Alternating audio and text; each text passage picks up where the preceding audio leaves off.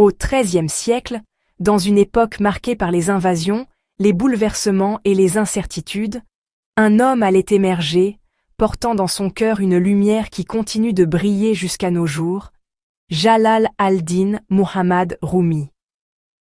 Philosophe, juriste, maître spirituel, mais surtout poète de l'amour divin, il devint une figure universelle, vénérée aussi bien par les musulmans que par les non-musulmans.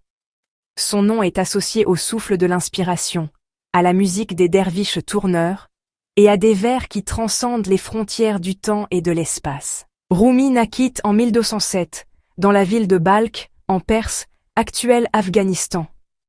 Son nom complet était Jalal al-Din Muhammad ibn Muhammad al-Balkhi.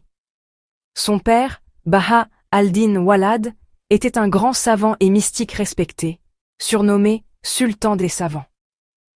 Sa mère appartenait à une famille noble de Khwarezm. Très tôt, le jeune Jalal al-Din fut baigné dans un environnement spirituel et intellectuel.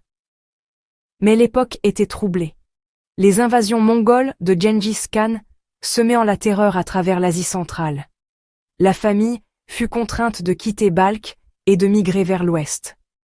Après de longs voyages, ils s'installèrent à Konya, en Anatolie, Turquie actuelle, alors capitale des Seldjoukides de Roum.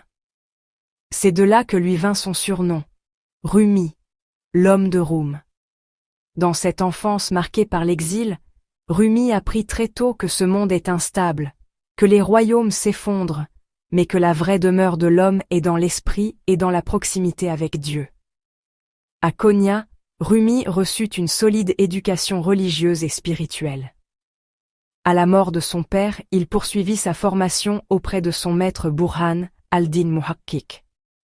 Rumi étudia le Coran, les hadiths, le fiqh, la philosophie, la théologie et la poésie persane.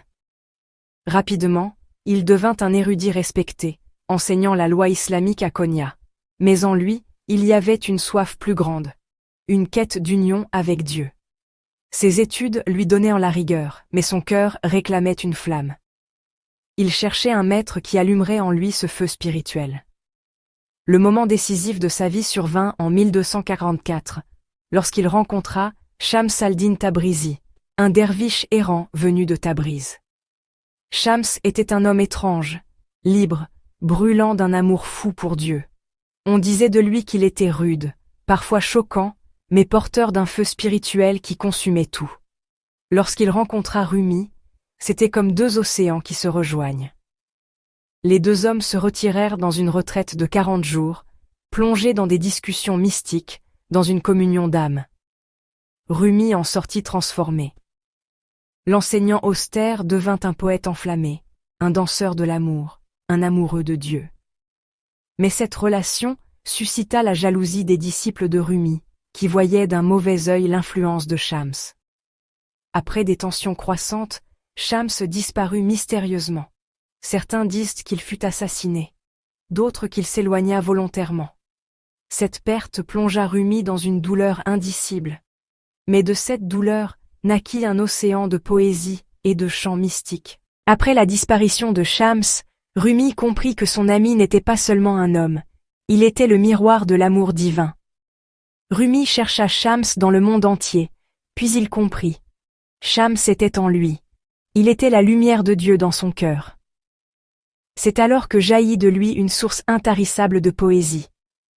Ses vers parlèrent de l'amour, du manque, de l'ivresse, du feu, de l'union avec le bien-aimé suprême. Il fonda la voix des derviches tourneurs, des hommes vêtus de blanc qui tournent sur eux-mêmes, en extase. Symbolisant les planètes qui gravitent autour du soleil, l'âme qui tourne autour de Dieu. Rumi laissa derrière lui deux œuvres majeures, le Matnawi, surnommé le Coran en persan. C'est un immense recueil de récits, de paraboles, de méditations mystiques, le Diwan de Shams, de Tabri, un recueil de poèmes brûlants, écrits en mémoire de son maître bien-aimé. Ces écrits sont parmi les plus lus au monde, traduits dans des dizaines de langues, et considérés comme l'un des sommets de la littérature spirituelle. Rumi s'éteignit à Konya en 1273, à l'âge de 66 ans. Sa mort fut appelée la nuit des noces, car pour lui ce n'était pas une fin, mais l'union avec son bien-aimé éternel, Dieu. À ses funérailles, musulmans, chrétiens et juifs vinrent en foule.